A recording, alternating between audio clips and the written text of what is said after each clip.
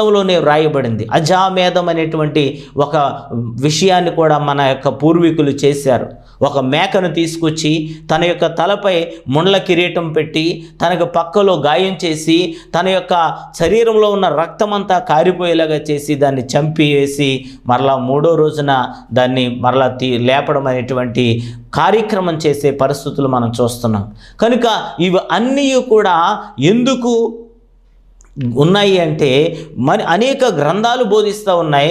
దేవాతి దేవుడే, పరిశుద్ధుడైన దేవుడే వచ్చి సర్వ మానవాళి పాపముల నిమిత్తము ఆయన బలియాగం అవ్వాలి, ఆయన చనిపోవాలి అని వ్రాసిపెట్టి ఉన్నందుకే ఆయన చనిపోవడానికి ఆయన అనుమతి ఇచ్చారు తప్ప ఆయన అనుమతి లేకుండా ఎవ్వరూ కూడా ఆయన మీద చెయ్యి కూడా వేయలేరు. దాన్ని బట్టి ఆయన చెప్పారు, నేను ఆజ్ఞాపిస్తే 12 సేనా వ్యూహములు కూడా పరలోకమున దేవుని దూతలు దిగి వస్తాయి నా చుట్టూ కూడా.